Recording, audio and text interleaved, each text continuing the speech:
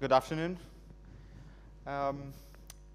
Pois, antes de mais, muito obrigado pelo convite para estar aqui presente hoje. É a primeira vez que estou aqui na Universidade de Fernando Pessoa e, portanto, o agradecimento é duplo também pela oportunidade de poder estar convosco. E ainda mais para abordar um tema que é difícil até conceber como um tema, tendo em conta a sua transversalidade a tantos domínios da aplicação da psicologia. E ainda mais por serem domínios que muitas vezes, domínios de aplicação da psicologia, que muitas vezes ficam esquecidos de todos e ficam esquecidos de todos, começando, e acho que devemos sempre fazer esse meia-culpa, por nós próprios psicólogos. E, portanto, nada como, num congresso desta natureza, poder refletir um pouco sobre esta aplicação da psicologia nestes contextos. E aquilo que são os Objetivos de Desenvolvimento Sustentável remetem-nos, do ponto de vista da aplicação da psicologia, para uma dimensão que, segundo alguns autores, até nos deveriam colocar, do ponto de vista mais conceptual, precisamente nas ciências comportamentais, por isso mesmo, dado esse enfoque que a nossa ciência, a psicologia, tem sobre o comportamento, sobre o estudo do comportamento. E, por isso mesmo, é tão importante para aquilo que são os desafios complexos que todos nós, já hoje, temos que abraçar e tentar resolver. Por outro lado, também porque o conhecimento sobre a forma como tomamos decisões, sobre a forma como funcionam os processos motivacionais, são todos eles elementos são contribuintes ativos para o que quer que seja que queiramos fazer ao nível do desenho das políticas, das intervenções mais locais, ou até de lidarmos com as consequências que muitos destes desafios complexos nos trazem no dia-a-dia.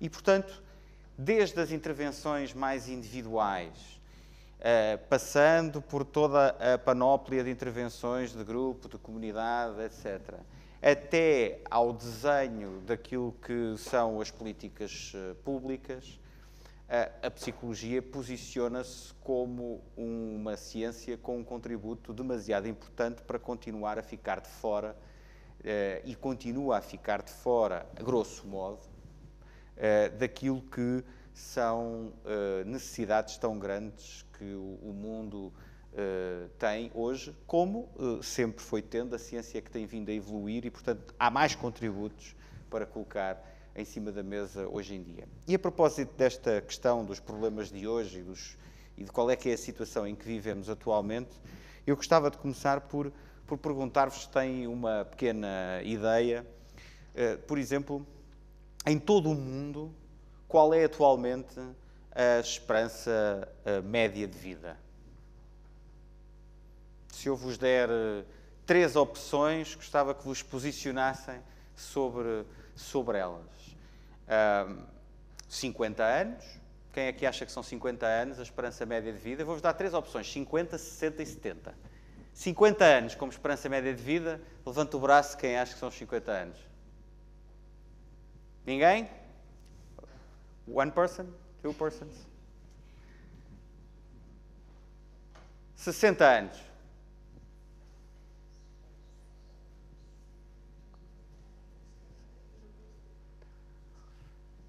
Dez pessoas, portanto 10 pessoas deve equivaler aqui a perto de 40% talvez. E 70 anos, só para confirmar? Muito bem. Pois a resposta certa são precisamente 70 anos. Aqueles que responderam 60 anos não fiquem muito tristes com isso, estarão dentro daquilo que é a média de respostas que geralmente é dada a esta pergunta.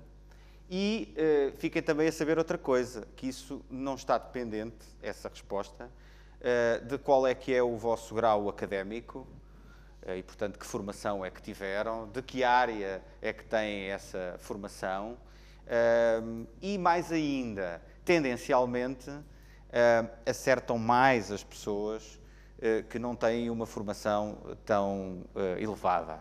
Portanto, não há uma ligação. E porquê que fui buscar este exemplo? E poderia ir buscar muitos outros. Este é muito interessante também por um facto. Houve um estudo que foi analisar as respostas e teve em conta as respostas em algumas das instituições academicamente mais credíveis e mais conceituadas. As respostas certas estariam na casa dos 18% do universo dos inquiridos.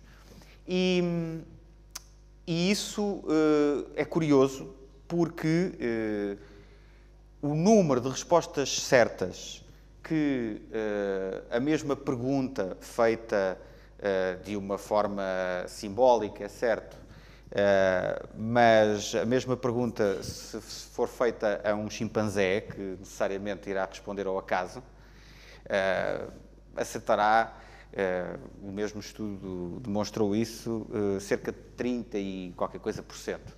Portanto, não tem mesmo nada a ver com quais são os conhecimentos, não tem que ver com a literacia. É outro elemento que pode ser um bocadinho paradoxal com aquilo que muitas vezes nós dizemos sobre a importância da literacia. Ela é muito importante, mas relativamente a este conhecimento sobre a realidade do mundo em diversas dimensões, aquilo que são as pessoas em média mais com uma literacia mais elevada, não são aquelas que depois respondem melhor a este tipo de questões.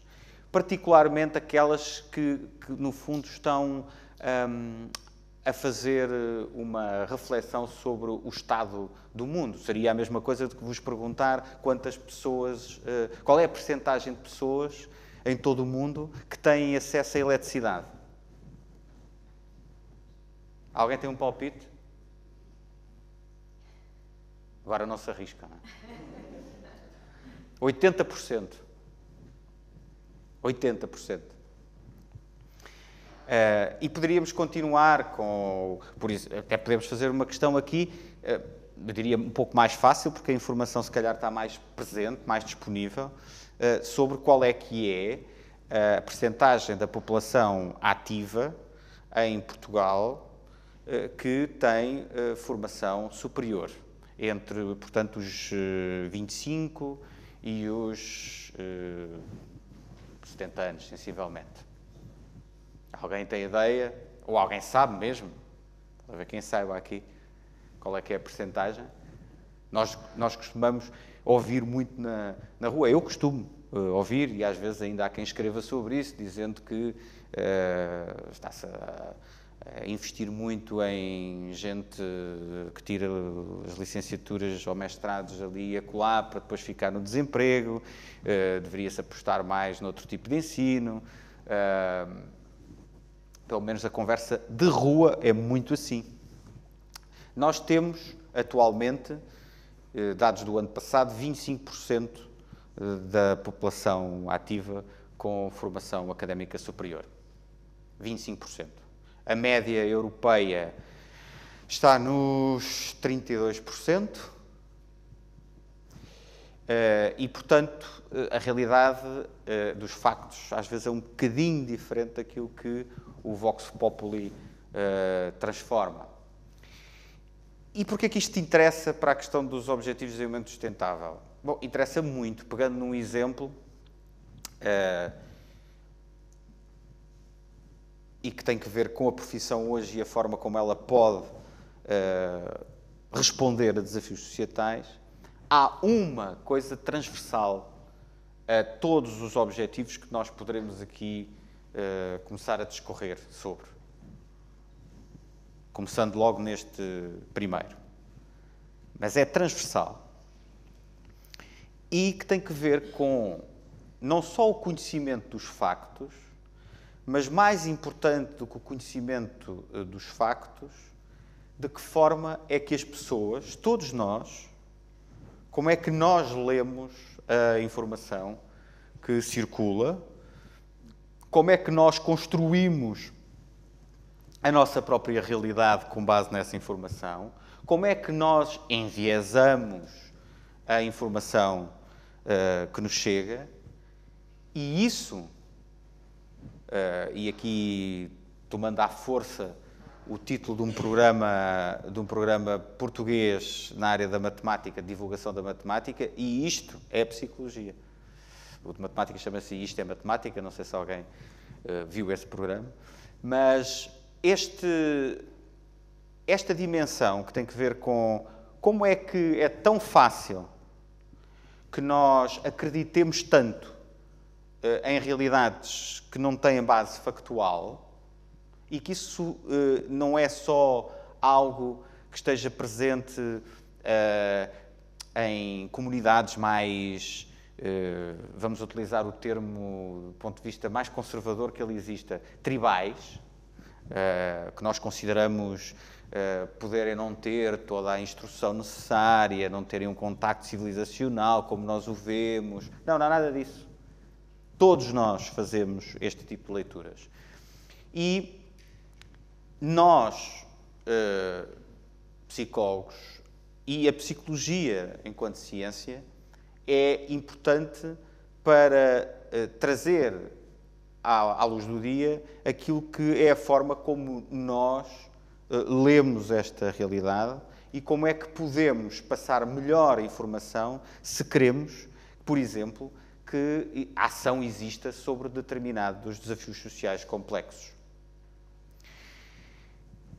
Vinha agora mesmo até a ler no avião, a propósito das questões da emergência climática, que num inquérito que tem vindo a ser feito ao longo dos anos, republicanos e democratas nos Estados Unidos, sobre como é que eles se posicionam face à existência ou não de uma crise climática. E, mais uma vez, nós estamos a falar dos políticos que ocupam os cargos de topo nos Estados Unidos. Nós não estamos a falar de uma pessoa, porque geralmente nós falamos de uma pessoa quando queremos apontar o dedo a se esconder as realidades da crise climática. Não. Nós estamos a falar de uma evolução, é certo, mas é uma evolução que parte, por exemplo, num dos partidos, e eu não vou dizer qual, não importa aqui, num dos partidos parte no final dos anos 90, princípio de 2000, de cerca de 42%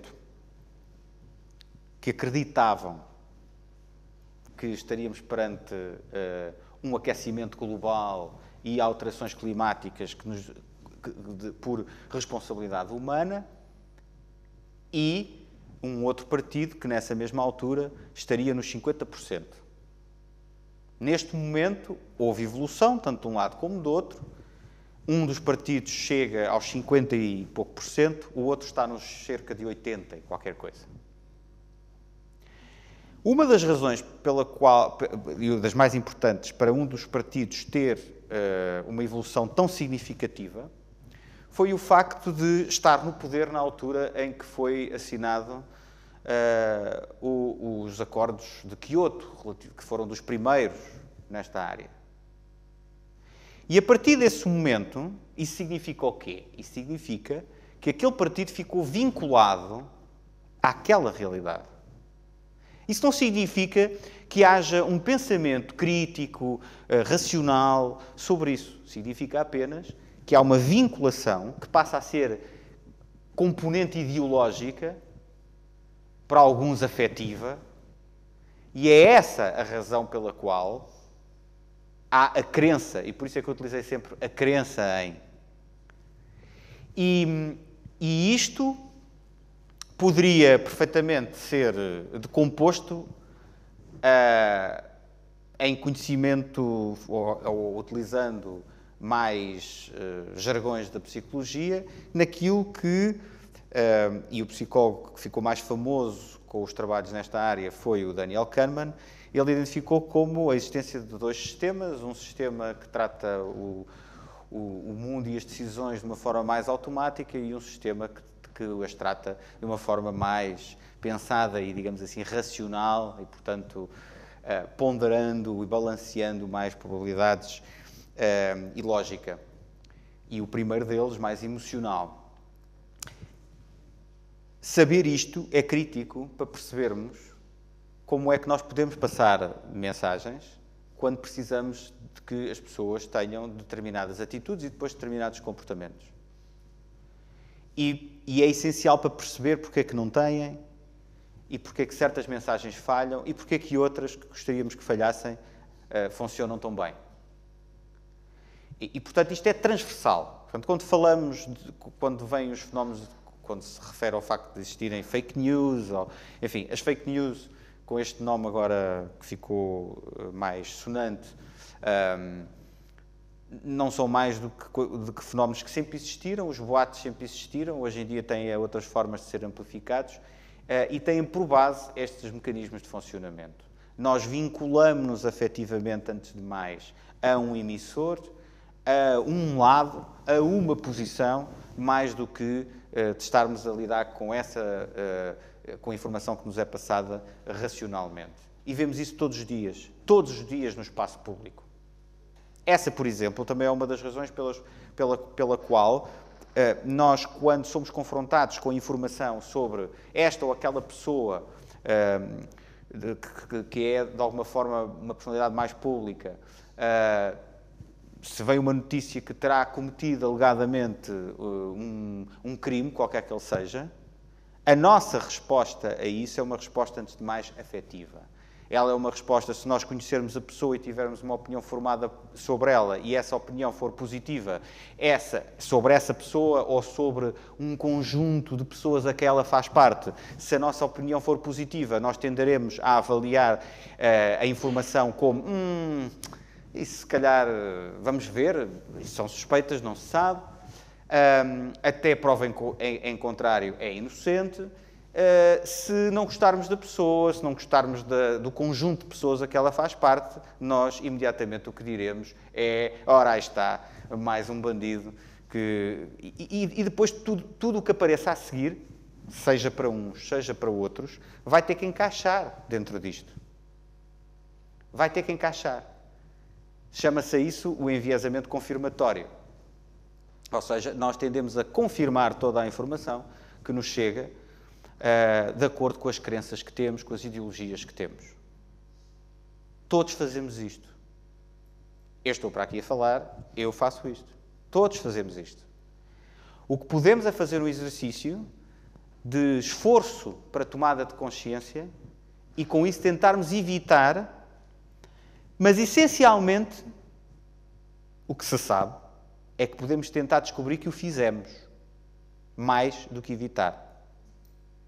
Porque, na verdade, este sistema 2 racional que nós temos não é propriamente um sistema muito preventivo. Ele não está concebido para atuar de uma forma que evite que o sistema mais emocional cometa erros na tomada de decisão. Ele não está concebido exatamente para isso. Mas nós podemos usá-lo para verificar: olha, falhei. Isso podemos. Melhor ou pior, mas podemos. Bom, isto é uma dimensão transversal. Diferente das dimensões transversais, temos, por exemplo, relativamente a uma situação como da erradicação da pobreza, é um dos objetivos. Primeiro, é preciso perceber que a erradicação da pobreza tem sido uma luta para a qual nós já podemos olhar e dizer que a humanidade tem vindo a ser bem-sucedida. Embora, na maior parte do discurso público, aquilo que seja mais patente seja aquilo que não se conseguiu. E aquilo que são as pessoas que não vivem da forma como muitas outras pessoas, e elas próprias, com certeza, acharão que deveriam viver. E o número de pessoas em risco de pobreza continua a ser um número muito grande. Nós não estamos... Isto não é afirmar o seu contrário. É afirmar que, se olharmos à evolução e aos números de pobreza face ao que era a realidade há 100 anos atrás, a humanidade evoluiu constantemente imenso nessa matéria. A questão é que é necessário fazermos muito mais. Mas devemos olhar também para aquilo que foi feito e pensar que então é possível. É possível, concertadamente, fazer ações que nos permitam melhorar a situação. E relativamente à erradicação da pobreza, uma das ligações com a psicologia que é importante é explicar, difundir aquilo que são os impactos da pobreza, aquilo que são os impactos de ter menos recursos do que aqueles que são necessários para que as pessoas possam fazer uma vida que nós consideramos, em média, uma vida aceitável, o poderem, no final de receberem o seu vencimento e gastarem nas necessidades mais básicas, o ainda poderem gastar noutras necessidades não tão menos básicas assim, como o poder ter dinheiro para pagar instrução, o poder ter dinheiro para problemas de saúde que surjam. Esta dimensão de combate à pobreza é essencial. E nós devemos explicar por aquilo que a nossa ciência já pode dizer muito. Por exemplo, dizendo que nós sabemos qual é que é o impacto na capacidade de tomar decisões de alguém que está numa situação de carência face a alguém que não está. E eu até vos remetia para um exercício de reflexão. Provavelmente já toda a gente passou por situações de maior aperto. Situações de maior dificuldade, em que sentia que como é que eu vou ter dinheiro para aquela necessidade que vou ter. E essa sensação é às vezes suficiente para, no momento em que estamos com esse aperto, parece que não temos assim o discernimento para tomar as melhores decisões. A ansiedade cresce e a decisão torna-se menos racional. Isso estamos perante algo que é vivido muito ali, localizadamente, muito temporalmente. Mas, reparem o que é se isso for uma vivência num estado durante meses. Não é preciso mais. Um estudo de enormes dimensões comparou em comunidades em diferentes países que viviam de atividade económica sazonal e que tinham grandes picos, tipo comunidades pescatórias, onde o dinheiro vinha num determinado período e se não houvesse ali grande ginástica, haveria um grande desequilíbrio entre esse período e o outro período onde não conseguiam pescar sequer. E foram feitas medidas, vale o que vale, mas foram feitas medidas de uma medida de inteligência, e essas medidas mostraram diferenças significativas enormes. Ou seja, as mesmas pessoas, num período ou noutro, tinham resultados de avaliação muito diferentes. E isso independentemente de podermos estar na Europa ou nos Estados Unidos, por exemplo. Esta realidade aponta-nos para, em escala, essa sensação, vem validar essa sensação que todos nós provavelmente já tivemos no momento da decisão. E isso alimenta um ciclo vicioso, um ciclo de pobreza, que alimenta também nas famílias os ciclos de pobreza. E, portanto, estes impactos devem nos remeter para algo que é, independentemente daquilo que pode ser a necessidade de apoio a alguém que está numa situação de carência, a famílias que estão na situação de carência, apoio no sentido de suporte e de aprendizagem a lidar com aquilo que já são consequências. Antes de mais, teremos que olhar para aquilo que é a necessidade de reduzir os fatores que estão a criar essas mesmas situações e, portanto, muitas vezes ao nível estrutural, ao nível das políticas.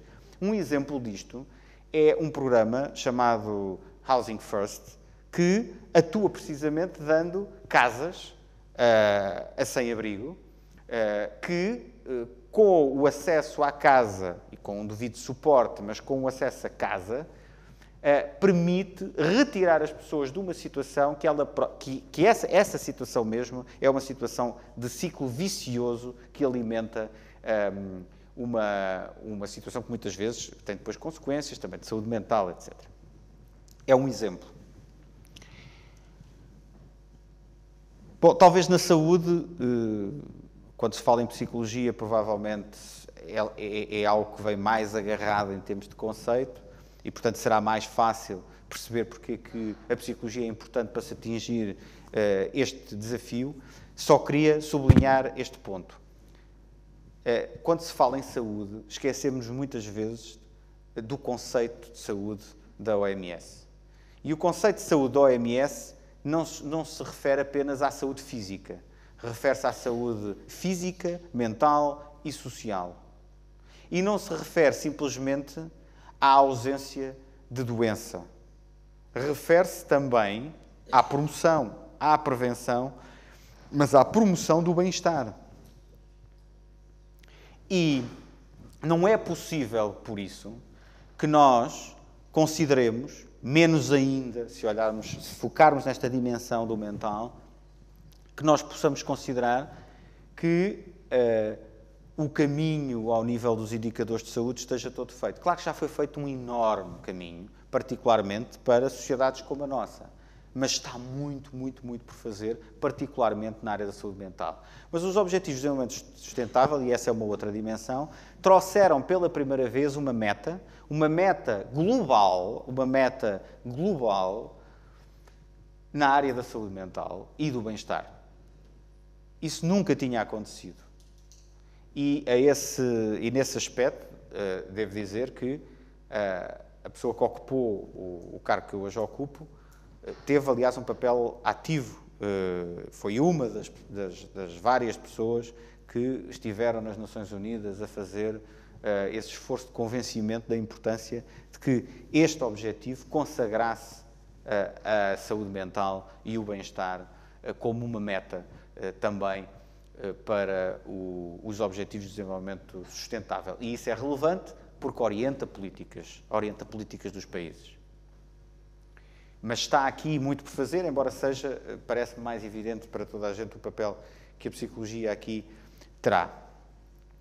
Na educação, isso tem sido, e particularmente nas questões de inclusão, isso tem sido cada vez mais evidente. Em Portugal deram-se passos muito significativos, agora mais recentemente. Ainda se está no princípio desse trabalho, mas é um princípio que, se compararmos com aquilo que acontece por todo o mundo, nos coloca já num número de países muito reduzido a estar na etapa que nós estamos do ponto de vista de políticas de inclusão e de ações já para concretizar essas políticas. E isso é importante que se saiba. Os modelos que atualmente hoje estão a tentar se implementar nas escolas portuguesas são já modelos de inclusão de última geração e são modelos de inclusão que nos colocam ao nível dessas práticas no topo e que concorrem precisamente para um objetivo como este. Os psicólogos aqui tornaram-se atores absolutamente centrais.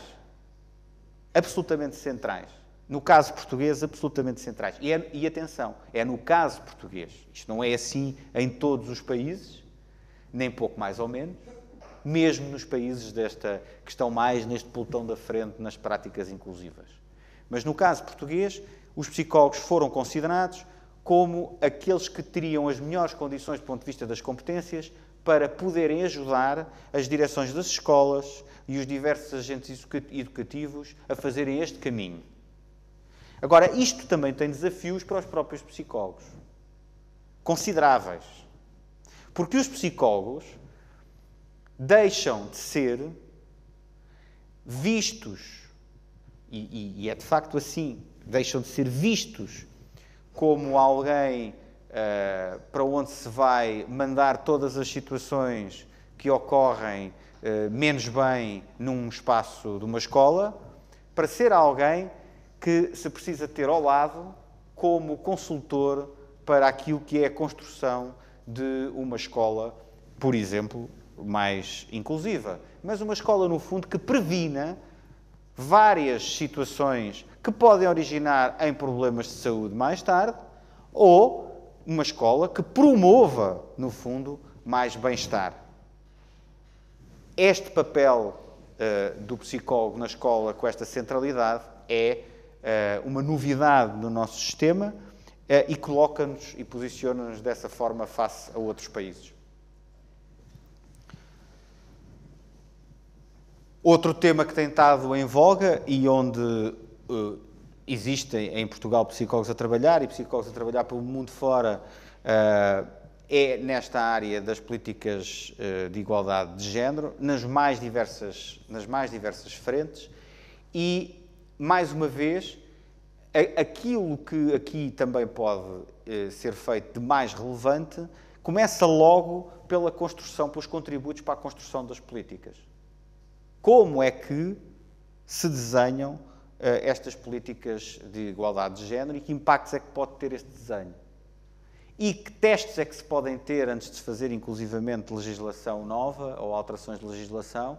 Que testes é que se podem fazer para sabermos se uma legislação pode ter os resultados que se esperam ou não? E isso talvez seja um passo que ainda falta dar.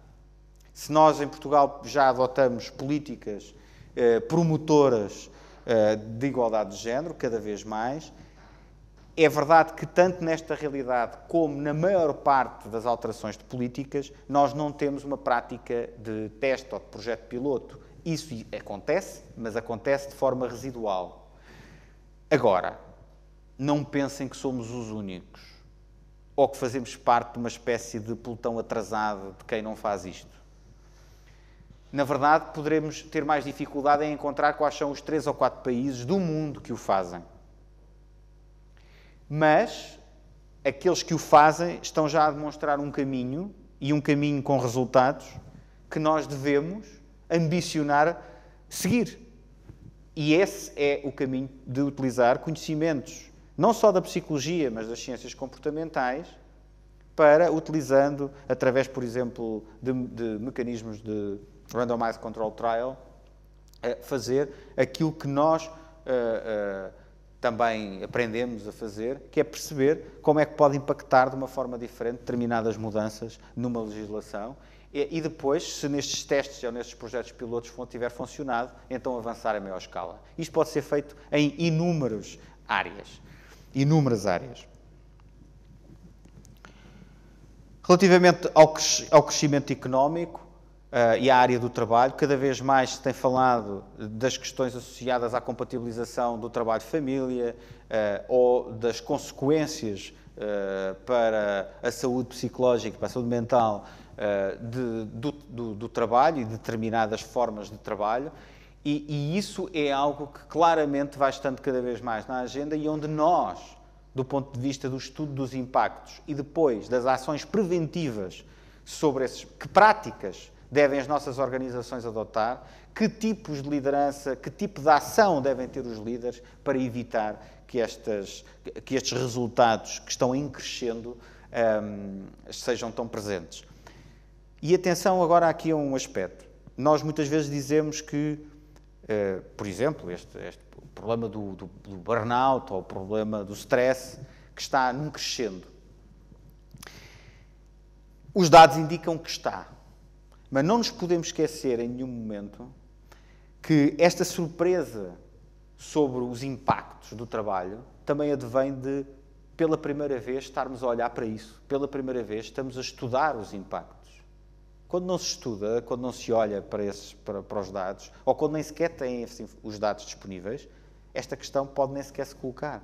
E, portanto, não se esqueçam que nós próprios, de estarmos alertas, que há aqui muitas vezes, acontece a mesma coisa, por exemplo, aqui há pouco tempo perguntavam-me numa entrevista para uma revista na área dos solicitadores e agentes de execução, cada vez se falava mais de casos de violência de género, se estávamos a falar a que é que se podia atribuir este crescimento? Havia um crescimento real? Na verdade, nós não sabemos se existe um crescimento real. O que nós sabemos é que registramos cada vez mais casos. Não sabemos se existe um crescimento real.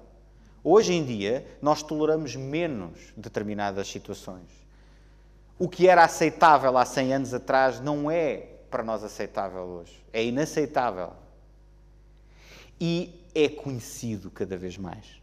E isso tem também um impacto nos números e na leitura que podemos fazer. E isso não é desvalorizar o problema. É saber verdadeiramente qual é a dimensão dele e o que é que o está a causar nas suas dinâmicas.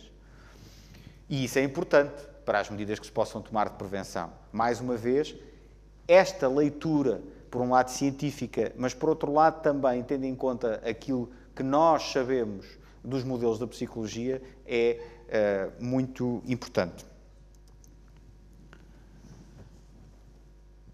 A redução das desigualdades também é outra dimensão que cada vez tem vindo a ser mais falada e no espaço público esta questão da desigualdade e da melhoria da coesão social está cada vez mais presente. É bom que saibamos, antes de mais, qual é o ponto de partida. E o nosso ponto de partida não é um ponto de partida de uma grande desgraça de desigualdade, se compararmos com aquilo que já foi. Nós temos vindo a melhorar, curiosamente, isto não é uma percepção que temos, mas se olharmos para aquilo que era a acumulação de riqueza em determinadas faixas da população, a tendência é de melhoria. Claro que se olharmos para aquilo que são um conjunto de um grupo muito restrito de pessoas muito ricas, podemos, a partir daí, se fizermos uma extrapolação, fazer uma outra avaliação completamente diferente. Mas isso não é a avaliação para a esmagadora maioria da população. Quando nós estamos, muitas vezes, a apontar para o lado e a apontar para alguém que nós achamos que preenche esses requisitos de desigualdade, ou seja, aquele ganha muito comparativamente comigo, na verdade, quando estamos a falar desta desigualdade, nós não estamos a falar dessa desigualdade, do aquele que está ali e que ganha 3 ou 4 vezes, ou 5 vezes, ou 6 vezes mais do que nós ganhamos. Estamos a falar de uma dimensão, de uma escala muitíssimo maior. É desta desigualdade que muitas vezes estamos a falar e que deve ser reduzida. Bom, e eu tenho que acelerar porque deve estar mesmo já com o tempo a terminar. Relativamente só aqui às alterações climáticas, dar mais 2 exemplos de conhecimento e em 2 áreas muito diferentes em que podemos atuar. Uma, relativamente à tal questão da informação, e esta área é uma área muito interessante para olhar para isto, porque há 2 enviesamentos muito típicos que nós estamos sempre a cair neles. Um é que, quando se trata de matérias de ambiente e quando se fala disto, a ideia que dá é que este é um problema que não está a acontecer aqui. Não acontece aqui. Isso não está aqui a acontecer agora.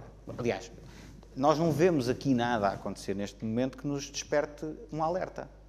Se entrar ali um tipo para aquela porta com uma metralhadora, isso desperta-nos um alerta, certamente. Mas não nos desperta um alerta neste momento. Porquê? Porque há um enviesamento espacial. Nós consideramos que isso está a acontecer a algures. Nós vimos na televisão e aconteceu ali, aconteceu acolá, mas não aconteceu aqui. E depois, há um outro enviesamento que se conjuga com este, que é o enviesamento temporal. Quando questionamos a população sobre se acham que os impactos destas mudanças vão, de alguma forma, atingir a população hoje, nós podemos ter percentagens que oscilam entre uns 40% a 60%, dependendo dos países onde estamos a fazer este questionário. Mas se perguntarmos se isto vai afetar a população daqui a 100 anos, a percentagem sobe. Só que ninguém está a pensar nisso e sobe muito, sobe para 80%. Só que ninguém está a pensar nisso como um problema seu. E é muito difícil pensar numa resolução de um problema de algo que nós não vamos, ou achamos que não vamos, sentir na pele. E este é um enviesamento temporal. E são tudo enviesamentos que nós devemos saber explicar e devemos saber usar para na transmissão de mensagens. Outra coisa importante, nós, quando vemos informações que são catastróficas, absolutamente catastróficas por todo o lado, a reação da maior parte das pessoas é epá, isto é demais. E o é demais não impele para a ação. Ao contrário do que nós pensamos. E não há um call to action. É demais, é o overwhelming. Não dá. Nós precisamos de poder dar um caminho ao mesmo tempo na mensagem. A mensagem tem que indicar um caminho. Um caminho que tem que ser algo que a pessoa pode fazer. Ali, agora, que pode sentir que tem um impacto. E isso tem que ver com comportamentos. E não são só os comportamentos das pessoas do tipo eu vou pôr o plástico no sítio certo. Que também. Mas é também os comportamentos ao nível da exigência sobre os decisores. Para que as políticas sejam aquelas que condicionem a uma escala mais larga. E isso, o enfoque aí, exige que nós não olhemos só para as dimensões negativas, mas consigamos olhar para a capacidade que temos de transformar positivamente. Que possamos olhar para aquilo que fomos capazes de fazer com o ozono. Há cerca do quê? 20 anos atrás, 25 anos atrás, entre 25 e 30 anos talvez, com a questão do buraco do ozono, estava-se perante uma catástrofe também. Era real.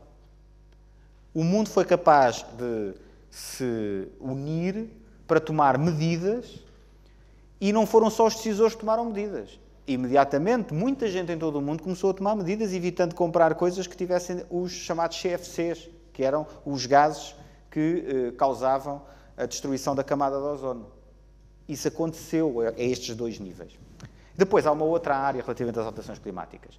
Há que explicar que esta questão das transformações climáticas tem impactos não só na saúde física, como tem impacto na saúde mental. Não é só na saúde física, tem impacto na saúde física e tem impacto na saúde mental. Há já estudos com resultados muito significativos sobre aquilo que são os impactos ao nível de desempenho cognitivo. Portanto, vamos começar a explorar aquilo que vamos começando a ter de informação da psicologia para também a usar no sentido de podermos não só informar os decisores, como fazer com que existam ações concretas de resolução. E, porque está mais do que na hora, para terminar, nós temos tentado dar um pequeno contributo à medida daquilo que são as competências que temos, enquanto ordem dos psicólogos.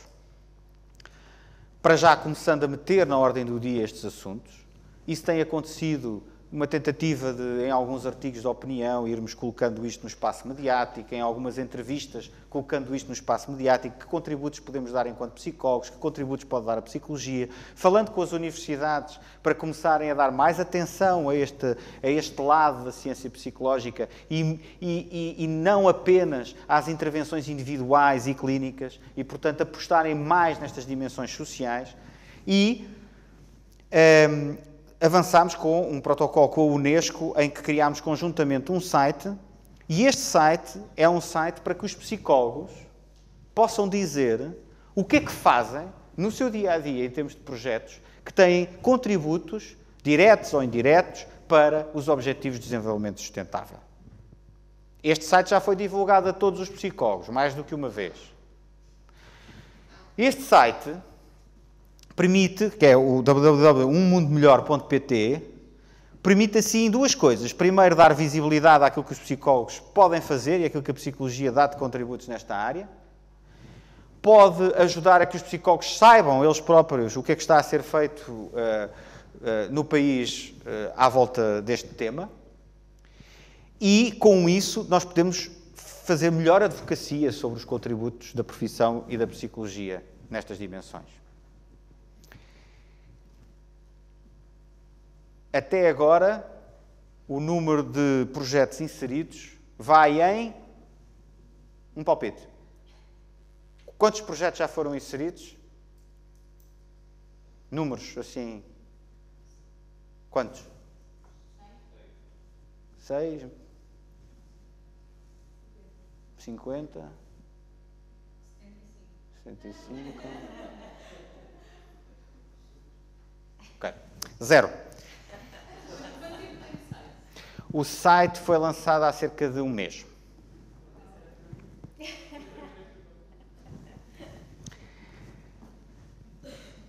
Como não é ao nível local e nacional que se conseguem mudar certo tipo de políticas, nós, para além da ação que temos no âmbito de instituições que também nos representam, ao nível da Federação Europeia das Associações de Psicologia, fazemos a ação direta em Bruxelas. E foi por isso que tomámos uma iniciativa em conjunto com uma deputada europeia, que já não é deputada europeia neste momento, Sofia Ribeiro, fizemos uma iniciativa chamada Dia da Psicologia nas Instituições Europeias. Esse dia não foi um dia, na verdade foram 3 dias. Nós reunimos em 2 dos dias com comissários europeus e com eurodeputados e com diretores-gerais e num dos dias, sim, tivemos um conjunto de conferências sobre temas como os contributos da psicologia para a crise climática, para a saúde mental, para as migrações, enfim, foram 4 áreas, basicamente, de desafios complexos. E para vos dar um exemplo, nós tivemos, de facto, a explicar a muita gente que toma decisões sobre políticas europeias que depois nos afetam a todos aqui, para o bem e para o mal, coisas como qual é que pode ser o nosso contributo nas pescas. Nas pescas. Portanto, nós não estivemos a explicar aquilo que muitas vezes continua a ter que ser explicado permanentemente, não pensem que não tem, sobre áreas mais tradicionais, mas estivemos a explicar os contributos para áreas em que ninguém nos associa e onde a reunião começa com nós não estamos muito bem a perceber porque é que quiseram esta reunião, o que é que a psicologia tem a ver com as pescas. Mas eu há bocadinho falei de um exemplo que tinha a ver com as pescas, quando falei dos impactos daquele estudo.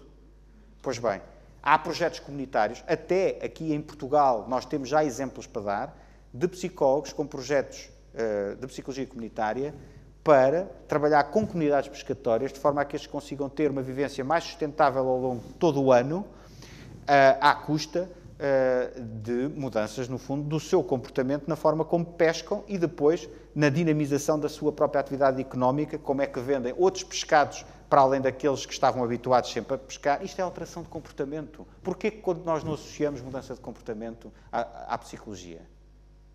Então não é isso que nós aprendemos?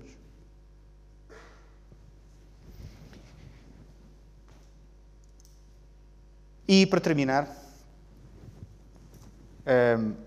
nós continuamos comprometidos com a necessidade de apresentarmos, de defendermos, de fazermos conhecer e de fazermos acontecer mudanças também com os nossos contributos. E nós, em conjunto com a APA, com a American Psychological Association, vamos ter em Lisboa uma espécie de conferência de líderes da psicologia a nível mundial, especificamente sobre esta área dos Objetivos de Desenvolvimento Sustentável, que contributos tem a psicologia a dar, e pretendemos que esse documento venha a chegar, seja presencialmente, se ele nos der a honra da sua presença, seja à distância ao Sr. Secretário-Geral das Nações Unidas e, portanto, será um contributo dos psicólogos de todo o mundo relativamente aos Objetivos de Desenvolvimento Sustentável. E essa é uma das formas de nós mobilizarmos, continuarmos a tentar mobilizar os psicólogos para algo que, desde há cerca de 2 anos e meio, temos vindo a colocar gradativamente na agenda pública e que tive a oportunidade, inclusive, de tentar chamar o Sr. Presidente da República para esta ambição, que é do país desenvolver uma agenda de prevenção e de desenvolvimento das pessoas com vista à coesão social e à competitividade. E aí são 2 pilares, prevenção e desenvolvimento das pessoas, onde os psicólogos têm, mais uma vez, um papel central E essa agenda, definitivamente, penso que fica claro, que contribui muito para que estes Objetivos de Desenvolvimento Sustentável venham a ser atingidos. Muito obrigado.